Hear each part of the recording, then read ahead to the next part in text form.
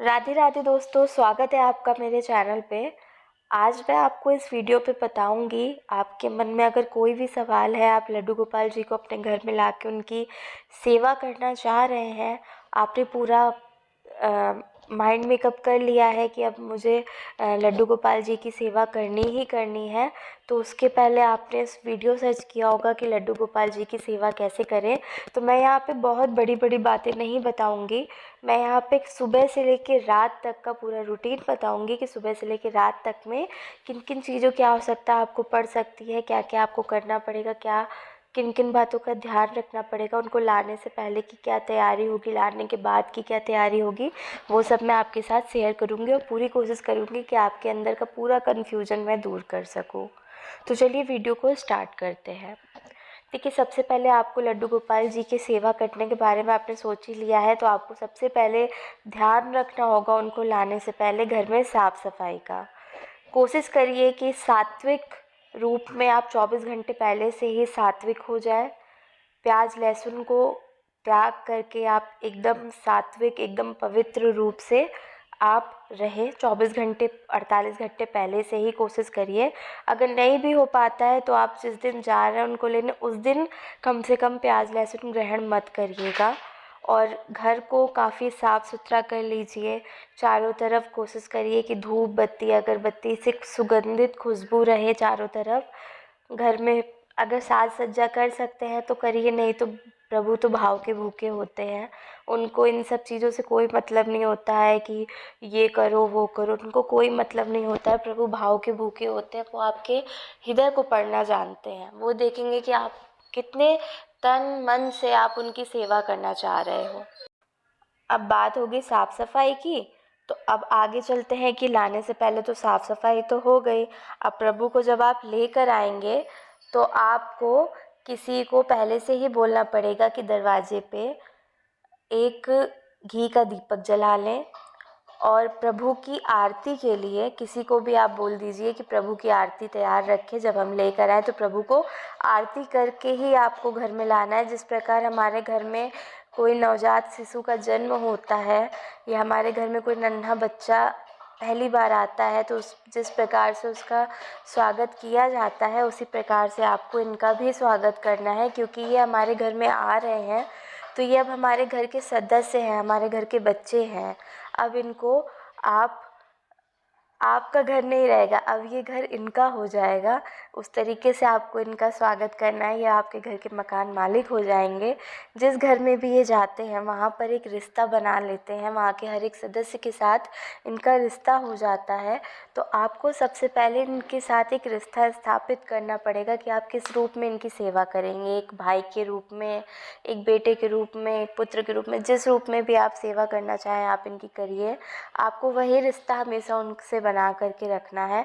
आपका जैसे मान लीजिए आप एक लेडीज़ हैं, आप उनकी माँ बन के सेवा कर रही हैं, तो आपके बच्चे उनके भाई हो जाएंगे, बहन हो जाएंगे, आपके पति उनके पापा हो जाएंगे। इस तरीके से वो रिश्ता बना कर ही चलते हैं। उनको रिश्ते बनाने में बहुत अच्छा लगता है लड्डू गोपाल जी को। वो जिस घर में भी जाते हैं एक रिश्ता बना लेते हैं। आप बेशक उन्हें भूल जाओ, फिर वो उस रिश्ते को नहीं भूलते हैं और फिर वो घर उनकी जिम्मेदारी हो जाता है। वो उस घर को उस तरीके से देखते हैं जैसे वो उनका घर है। फिर सारी समस्याएं, सारी चीज़ें, सारी परेशानी फिर वो उनकी हो जाती है। आपकी कोई समस्या नहीं रहती, वो घर भी उनका हो जाता है। हर एक चीज़ वो अपने हाथों में ले लेते हैं। तो इस बात का ध्यान रखिएगा कि सबसे पहले तो आपको साफ़ सफाई रखनी है उनको लाने से पहले। जब लाना है तो आपको उनकी आरती उतारनी है। फिर उनके साथ एक रिश्ता स्थापित करना है। उनको एक नाम भी देना होगा, आपको उनका नामकरण करना होगा। आप उनका कुछ भी नाम रख सकते हैं, जो भी आपने अपने मन में सोचा होगा कि हम अपने लड्डू गोपाल जी का ये नाम रखेंगे, आप वो नाम रखिए। जैसे हम अपने लड्डू गोपाल जी का नाम रखा है मैंने लल्ला, और इनको नारायण जी भी बोलते हैं, लेकिन लल्ला नाम मैं प्यार से बुलाती हूँ। और दूसरे जो छोटे हमारे लड्डू गोपाल हैं उनको मैं लाला नाम से पुकारती हूँ। ये बड़े वाले लल्ला हैं और छोटे वाले हमारे लाला हैं। तो इसी तरीके आप भी कुछ भी प्यारा सा नाम उनका रख सकते हैं। उसके बाद लाने के बाद आपको सबसे पहले उनके वस्त्र वगैरह गंदे हो गए होंगे, आप बाहर से लाए होंगे। तो अगर आप बहुत दूर से सफ़र करके लाए, जैसे बहुत लोग मथुरा से जाके लेते हैं, कोई उनके धाम से जाके लेते हैं, अलग अलग जगह से लोग लेकर आते हैं लड्डू गोपाल, तो बहुत दूर से सफ़र से आए हैं तो उनके वस्त्र गंदे हो गए होंगे, वो थक गए होंगे। तो आप उनको सबसे पहले स्नान कराइए, उनके वस्त्र बदलिए, और वस्त्र बदलने के बाद उनको साफ़ सुथरे कपड़े जब पहना देंगे तो उसके बाद आप उनको कुछ भी उनका प्रिय भोजन उनको आप दे सकते हो। देखिए, आपको लड्डू गोपाल जी कभी ये नहीं कहेंगे कि मेरे लिए कुछ अलग से बनाओ, लेकिन जो कुछ भी आप घर में बना रहे हो वो आप उनको ज़रूर दीजिए, और कोशिश करिए कि उसमें आप पूरी तरीके से शुद्धता का ध्यान रखिए। देखिए, प्याज लहसुन तो उनको नहीं देना है, भोग में आप प्याज लहसुन उनको नहीं दे सकते, इस बात को तो ध्यान रखिए। लेकिन इसके अलावा भी कुछ चीज़ों का ध्यान देना पड़ता है कि गंदे हाथों से मत बनाइए, अच्छी तरह से स्नान वगैरह करके आप उस भोजन को उनके तैयार करिए। शुद्धता का मतलब विशेष तौर पे ध्यान रखिए, और जब उनको भोग लगाइए तो उसमें तुलसी की पत्ती ज़रूर होनी चाहिए, क्योंकि तुलसी की पत्ती के बिना, तुलसी दल के बिना प्रभु भोग स्वीकार नहीं करते हैं। तो आपको भोग लगाते समय इस बात का ध्यान देना होगा कि तुलसी दल उसमें ज़रूर हो, उनके भोग में। उनको जल भी दीजिए तो उसमें भी तुलसी दल होना चाहिए। तो आपको, अगर आपके छोटे लड्डू गोपाल हैं तो उनके हिसाब से उनकी खुराक रखिए, जैसे बहुत छोटे हैं तो आप 1 रोटी रखिए, अगर बड़े साइज़ के लड्डू गोपाल हैं तो 2 रोटी 4 रोटी, आप जैसा आपकी श्रद्धा हो वैसे आप उनको खिलाइए। लेकिन जो नियम आप रखिएगा पहली बार में, वही नियम आप हमेशा रखिएगा। ये नहीं कि आज तो पहली बार आप लाए हो तो खुशी खुशी में उनको 4 रोटी खिला दी, और जब आप पुराने होते गए लड्डू गोपाल, ज़्यादा दिन बीतते गए, तो आप उनकी धीरे धीरे 1-1 रोटी कम कर दो, और अंत में एक ऐसा वक्त आए कि आप उनको खाली मिश्री दे रहे हो भोग में, और सारा दिन गायब है, उनके सामने से भोजन ही नहीं मिल रहा है, उनको कुछ नहीं। जैसा आप शुरुआत में करें उनके साथ, वैसा ही आपको हमेशा करना है। वैसे लड्डू गोपाल जी को 4 टाइम का भोग लगाया ही जाता है। सुबह का नाश्ता रहता है, दिन का खाना रहता है, शाम का नाश्ता रहता है, और रात का खाना रहता है। ये 4 भोग तो उनके परमानेंट होते ही हैं। इसके अलावा भी बीच बीच में आपके घर में कुछ भी बन रहा है तो वो आप उनको भोग लगाइए। जब वो भोग खा ले तो उसको उसमें जाके वापस से मिला के उसको प्रसाद बना के फिर आपका पूरा घर उसको ग्रहण करे तो वो ज़्यादा बेहतर रहेगा। लड्डू गोपाल जी के लिए कुछ भी अगर आप करना चाहते हैं तो याद रखिएगा, उनको जब भी आपके घर में कुछ आता है तो उसमें उनका भी हिस्सा होना चाहिए। ये नहीं कि अपने अपने लिए, अपने परिवार के लिए मंगा ले और लड्डू गोपाल जी को भूल गए। नहीं, अगर आप आइसक्रीम मंगा रहे हैं तो उसमें लड्डू गोपाल जी की भी आइसक्रीम होनी चाहिए। अगर आपके घर में फल आ रहे हैं तो उसमें उनका भी फल होना चाहिए। हर एक चीज़ जो आपके लिए आ रही है बस सात्विक होनी चाहिए, उसमें उनका भी हिस्सा होना चाहिए। मेरे घर में अगर चाय भी बनती है तो भी उनका 1 कप चाय अलग रहता है, पहले उनको भोग लगाया जाता है, उसके बाद हम लोग चाय ग्रहण करते हैं।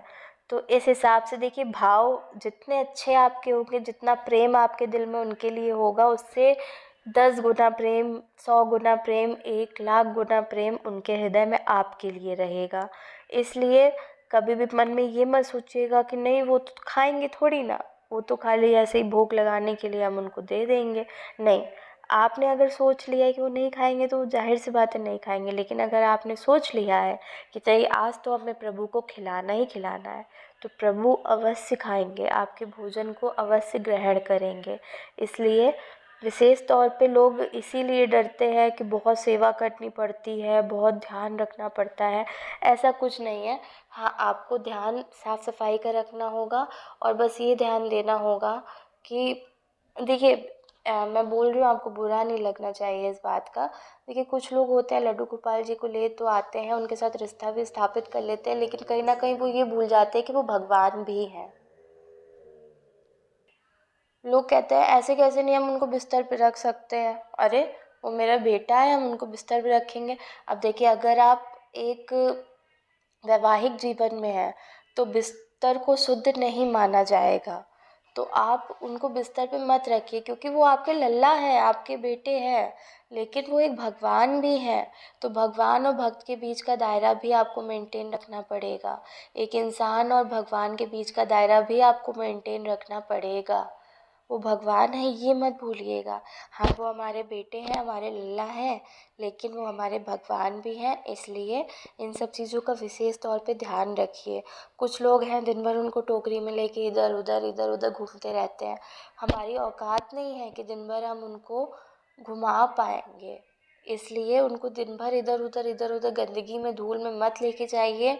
आप उनको घर में रखिए, घर में एक सदस्य उनके पास उनकी सेवा के लिए छोड़ के जाइए।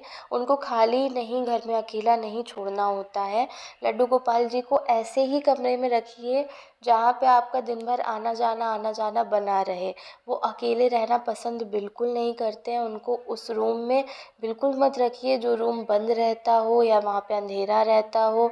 या बहुत लोग हैं अपने पूजा घर में रख देते हैं और बस दिन भर में एक बार पूजा करिए, उसके बाद झांकने नहीं जाते हैं। ऐसा मत करिएगा। आप पूजा वहीं पे रख के करिए, लेकिन उनको अपने साथ उसी जगह पे रखिए जहाँ पे आप हर वक्त रहते हो। कोई ना कोई हर वक्त रहता है। और कोशिश करिए कि जहाँ पे वो बैठे वहाँ पे एक फ़ैन का इंतज़ाम करवा दीजिए। फ़ैन का, कूलर का, जैसी आपकी श्रद्धा हो, जैसी भी आप करना चाहें उनकी सेवा। वैसे मैं नहीं कह रही हूँ कि एसी उनकी व्यवस्था करवाइए, एसी नहीं है आपके पास, छोटे छोटे पंखे भी आते हैं, आप पंखे की व्यवस्था कर दीजिए। उनको गर्मी बहुत लगती है लड्डू गोपाल जी को, हमारे बांके बिहारी जी को बहुत गर्मी लगती है, इसलिए इस बात का ध्यान दीजिएगा कि उनको बहुत ही गर्मी में या बहुत ही सर्दी में नहीं रखना चाहिए। उनके पास प्रॉपर एक हवा आनी चाहिए। जितनी हवा की आपको ज़रूरत है उतनी तो एटलीस्ट आप उनके लिए भी व्यवस्था करके रखिए, क्योंकि उनको गर्मी लगेगी तो वो परेशान होंगे, क्योंकि वो ऑलरेडी एक तो इतने वस्त्र उनके हैवी रहते हैं, उस पर उनका श्रृंगार रहता है। फिर उसके बाद उनको हवा भी ना लगे तो कोई भी बच्चा होगा उसको उलझन होने लगेगी और वो रोएगा। वैसे हमारे लड्डू जी भी हैं, वो भी परेशान हो जाएंगे। वो कह तो पाएंगे नहीं आपसे कुछ, लेकिन अंदर ही अंदर परेशान रहेंगे, घुटते हुए बैठे रहेंगे। और जब आप उनका पूरा श्रृंगार कर दीजिए तो उनको शीशा अवश्य दिखाइए, क्योंकि वो शीशे में खुद को देख के मनमुग्ध हो जाते हैं। जब वो अपना श्रृंगार देख लेते हैं तो उनको बहुत अच्छा लगता है। जब उनका पूरा श्रृंगार हो जाए तो उनके एक काला टीका लगा दीजिए, क्योंकि श्रृंगार के बाद लड्डू गोपाल जी बहुत ही खूबसूरत लगते हैं। इंसान की खूबसूरती भगवान की खूबसूरती के आगे कुछ नहीं है। जब वो विग्रह में इतने सुंदर हैं तो सोचिए कि वो साक्षात कितने सुंदर होंगे, हम कल्पना भी नहीं कर सकते। लेकिन विग्रह में ही उनकी सुंदरता 1000 गुना लगती है। तो आप उनको एक काला टीका ज़रूर लगा के रखिए ताकि उनको नज़र ना लगे, और श्रृंगार करने के बाद उनकी नज़र उतार लिया करिएगा उनको, ताकि किसी भी प्रकार की समस्या ना हो। क्योंकि बच्चे हैं, बच्चों को नज़र बहुत जल्दी लगती है। कोशिश करिए उनके गले में एक हाय हाय जो हम छोटे बच्चों को पहनाते हैं वो पहना के रखिए। और एक बात का और ध्यान दीजिएगा, कुछ लोग क्या करते हैं, लड्डू गोपाल जी को जो आजकल गोपाल जी के लिए छोटी छोटी पैंटीज आती हैं, चड्डियाँ आती हैं, वो सब मत पहनाइएगा। देखिए भगवान है, वो चड्डी नहीं पहनते थे, वो लंगोट पहनते थे। तो कोशिश करिए उनके लिए छोटी छोटी लंगोट बना के रखिए, उनको लंगोट पहनाइए। आप उसके लिए ब्लाउज का कपड़ा या कोई भी कपड़ा आप खरीद के ला के छोटे छोटे कट कर लीजिए और वही पहना के रखिए। अंदर से वस्त्रों में उनके लंगोट रहे, बाकी ऊपर से आप कुछ भी पहनाइए। रात में आप उनको लंगोट में भी सुला सकते हो, रात में आप उनको वस्त्र पहना के भी सुला सकते हो, लेकिन वस्त्रों का ध्यान दीजिएगा। उनको आभूषण पहना के बिल्कुल मत सुलाइएगा, और चुभने वाले वस्त्र उनके रात में पहना के बिल्कुल मत सुलाइएगा। ध्यान दीजिए, वो बहुत कोमल होते हैं, उनका शरीर बहुत कोमल होता है, उनके चुभेगा, इसलिए इस बात का विशेष तौर पे ध्यान दीजिएगा। अब बात आती है रात के खाने की। तो रात में आप जो भी घर में बना रहे हो, दाल चावल रोटी सब्जी, सब कुछ उनके आगे रखिए। बस सात्विक होना चाहिए वो भोजन, उसमें प्याज लहसुन का उपयोग बिल्कुल ना हुआ हो, शुद्ध हाथों से बना हो, सफाई से बना हो। सात्विकता का और शुद्धता का ध्यान रखिएगा। फिर वही उनको भोग लगाने के बाद वही प्रसाद बन जाता है, उसको आप ग्रहण करिएगा। कोशिश करिए कि जो भी व्यक्ति डेली उनकी सेवा कर रहा है, जैसे आप कर रही हो या आपके हस्बैंड कर रहे हैं, जो भी कर रहे हैं, या घर में कोई बच्चा उनकी सेवा करता है, तो कोशिश करिए कि उनका पूरा का पूरा भोग वो बच्चा ग्रहण करे। उनकी सेवा वही करता है तो उनके भोग का अधिकारी भी सबसे पहले वही हुआ। अगर वो पूरा नहीं खा पाता है तो आप सभी मिलके ग्रहण करिए, और उसके बाद उनका ज़रा सा भी भोग बर्बाद नहीं होना चाहिए, वेस्ट नहीं होना चाहिए। और हाँ, उनके भोजन में जिस टाइम भी जो कुछ भी आप उनके सामने पेश करें खाने में या पीने में, हर एक चीज़ में तुलसी जी होनी चाहिए। अब आप सोचेंगे कि रात में तुलसी जी कहाँ से लाएं, तो देखिए तुलसी जी कभी बासी नहीं होती हैं। आप सुबह ही तुलसी जी तोड़ के इतनी सारी रख लीजिए कि रात तक उनका आप इस्तेमाल करते रहें।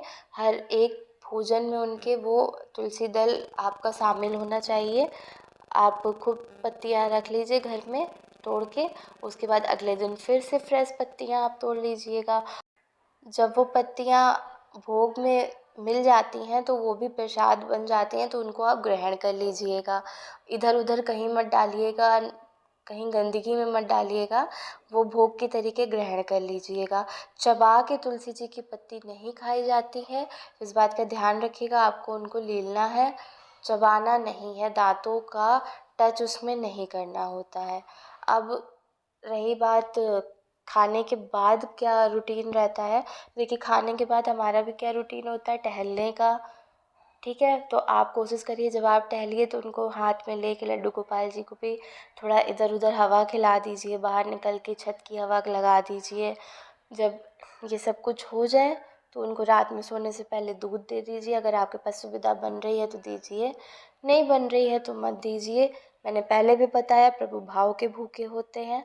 जैसी आपकी सुविधा होती है वैसा दीजिए। आपके घर में अगर दिक्कत चल रही है, आप भूखे हो, तो उनको भी भूखा रखो। मैं नहीं कह रही कि उनके लिए नहीं कुछ कुछ करो, जो थोड़ा बहुत हो जाए। आपके पास मिश्री हो, मिश्री उनको दे दो। प्रभु हर सिचुएशन में आपके साथ रहेंगे। आपके पास सुख है तो वो सुख में रहेंगे, आपके पास दुख है तो वो दुख में रहेंगे। अब ये नहीं कि अब आपके पास व्यवस्था भी है उसके बाद भी आप उनको भूखा रखो, तो ये गलत है, क्योंकि हमें देने वाला वही है।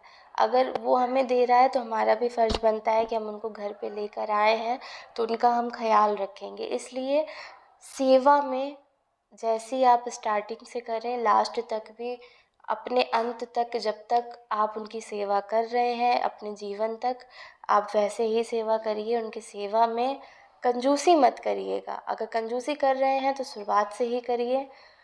वो ही आदत उनको लग जाती है, फिर वो तड़पते हैं उस सेवा के लिए कि हाय मेरी मैया हमको पूछ नहीं रही है, हाय मेरी बहन हमको पूछ नहीं रही है, हाय हमारे पिताजी हमको देख नहीं रहे हैं।